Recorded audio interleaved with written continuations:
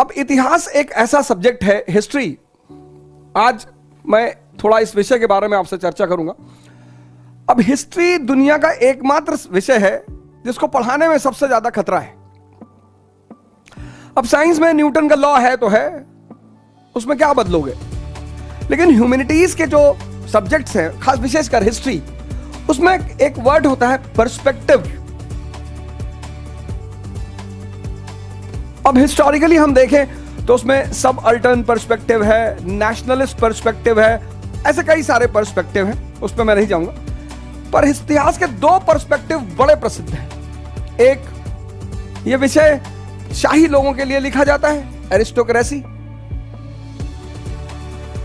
और एक आम लोगों के लिए लिखा जाता है, कॉमन पीपल। यह एकमात्र विषय है पूरे दुनिया का जो इन दो वर्गों के लिए भी लिखा जाता है, क्योंकि इसके नरेटिव को बनाकर जनमानस में एक विचारधारा तैयार की जाती है। जैसे आप चीन में जाएं तो वहां आपको सिर्फ साम्यवादी नेताओं का महिमा मंडन मिलेगा, साम्यवाद, कम्युनिज्म। आप पाकिस्तान में जाएं, ऐसे आप दुनिया के किसी भी देश में जाएंगे तो वहां की जो विचारधारा होगी वहां की सरकार पर आधारित होगी। ये हर जगह होता, कोई ऐसा नहीं है किसी एक जगह होता, ये सारी जगह होता है। सब अपना अपना नैरेटिव फैलाने की कोशिश करते हैं। अब जैसे एक एग्जांपल मैं आपको देता हूं कि गांधी जी की एक घटना है, बड़ा छोटी सी। 5 फरवरी 1920 में उन्होंने नॉन कोऑपरेशन मूवमेंट शुरू किया, असहयोग आंदोलन। 5 फरवरी 1922 चौरी चौरा का कांड हुआ, 22 पुलिस वाले और पुलिस थाने को जला दिया गया। अब 22 पुलिस वाले और पुलिस थाने को जलाना, यह सरकार पर हमला है। अब जैसे ही सरकार पर हमला हुआ, सरकार पर अगर आंदोलनकारी हमला करेंगे तो सरकार तो पलटकर रिटेलिएट करेगी। तो गांधी जी ने एक बड़ा श्रेष्ठ कदम लिया कि जैसे ही यह हमला हुआ, उन्होंने असहयोग आंदोलन को रोक दिया।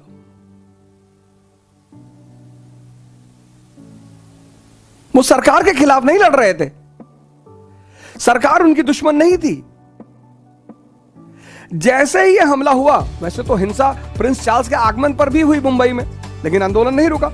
लेकिन ये 22 पुलिस वालों के साथ जो पुलिस थाना चलाया गया, यह सरकार पे हमला था। और गांधी जी को पता था कि मुट्ठी भर लोग खड़े हैं और सरकार सबको पीटेगी, और दोबारा जब हम बुलाएंगे तो कोई नहीं आएगा। उन्होंने आंदोलन को रोक दिया। अब जब उन्होंने असहयोग आंदोलन को इस घटना के बाद रोका, तो विपिन चंद्रा सर ये कहते हैं, अगर आप विपिन चंद्रा की सर की किताब पढ़ें तो वो कहते हैं कि गांधी जी एक बड़े दूरदर्शी थे। उन्हें पता था कि मुट्ठी भर लोग खड़े हैं और मुट्ठी भर लोग को सरकार इतना पीटेगी कि वो दोबारा बुलाने पर कभी नहीं आएंगे। तो गांधी जी ने आंदोलन को रोक दिया। ये विपिन चंद्रा सर कह रहे हैं। घटना एक है, कह रहे हैं गांधी जी ने आंदोलन को रोक दिया और जनता मार नहीं खाई। इसकी सजा गांधी जी को भुगतनी पड़ी, वो पकड़े गए और 6 साल के लिए उनको सजा हुई। बात सही भी लगती है कि हाँ यार, जनता तो कहीं मार नहीं खाई, जनता तो कहीं नहीं मारी गई। लेकिन इसी घटना को जब सुमित सरकार सर समझाते हैं, ये विपिन चंद्रा सर का नैरेटिव है कि गांधी जी ने इस देश की जनता को पिटने से बचा लिया, मुट्ठी भर लोग। क्योंकि 1922 में गांधी जी कहते हैं मुझे हिंसा पसंद नहीं, आंदोलन रोक दिया। लेकिन वही गांधी 1942 में जब पूरा देश खड़ा है तो आंदोलन को नहीं रोक रहे हैं। लेकिन सुमित सरकार सर यहां कह रहे हैं कि गांधी जी ने ऐसा कदम उठाकर इस देश की जनता को सरकार द्वारा पीड़ित होने से बचाया, खुद उसकी सजा भुगती और 6 साल के लिए जेल चले गए। और दोबारा जब सीडीएम शुरू हुआ, सविनय अवज्ञा, तो जब उन्होंने फिर आवाज दिया, फिर लोग आ। लेकिन सुमित सरकार सर कहते हैं कि ऐसा नहीं है। अब देखिए, जिसको आप 6 देखते हैं उसको सामने वाला 9 देखता है। अब सुमित सरकार सर यहां कहते हैं कि नहीं नहीं ऐसा नहीं है, 1917 की रूसी क्रांति हो चुकी है, किसान सभाएं बन रही हैं, मजदूरों के दल बन रहे हैं,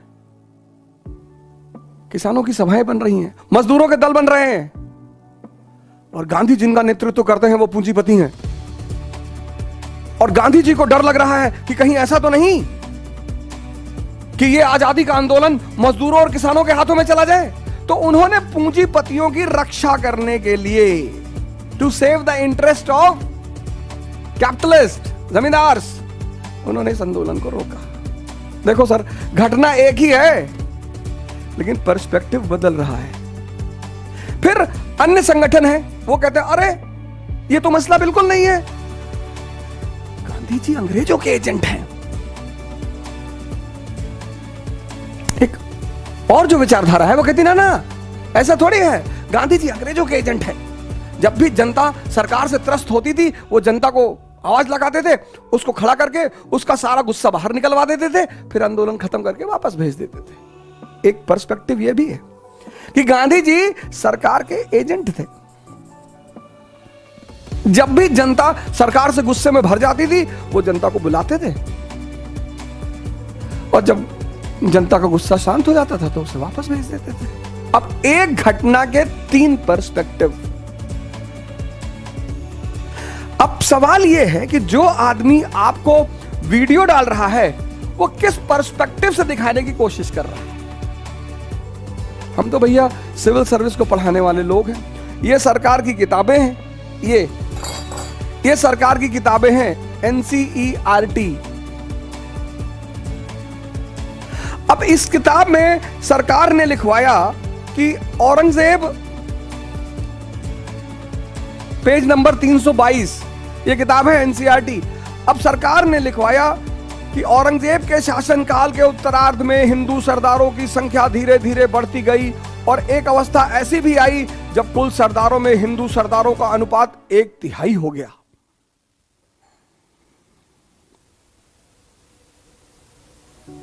एक बार एक अर्जी में धार्मिक आधार पर एक पद का दावा किया गया था, उस पर औरंगजेब ने लिखा, धर्म के मामलों से सांसारिक मामलों का क्या दखल। ये देखिए सर, पेज नंबर 322। अब जो बच्चे IAS की तैयारी करने जा रहे हैं उनको तो हम यही पढ़ाएंगे ना। देखिए पेज नंबर 322, देखिए साफ साफ लिखा है उसने, एक बार एक अर्जी में धार्मिक आधार पर एक पद का दावा किया गया था। देखिए दावा किया गया था, उस पर औरंगजेब ने लिखा कि धर्म के मामलों में सांसारिक मामलों का क्या दखल, और धर्म के मामलों में धर्मांधता के लिए कहां जगह है। आपके लिए आपका धर्म है और मेरे लिए मेरा। यदि आपका सुझाया यह नियम स्थापित हो जाए तो मेरा कर्तव्य सभी हिंदू राजाओं और उनके समर्थकों को खत्म कर देना हो जाएगा। ये औरंगजेब लिख रहा है, ये 322 नंबर पेज पे लिखा हुआ है, आज खोलकर पढ़िएगा। ये मध्यकालीन भारत की NCERT है, भारतीय सरकार द्वारा संचालित।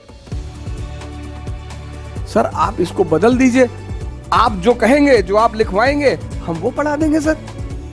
जय हिंद।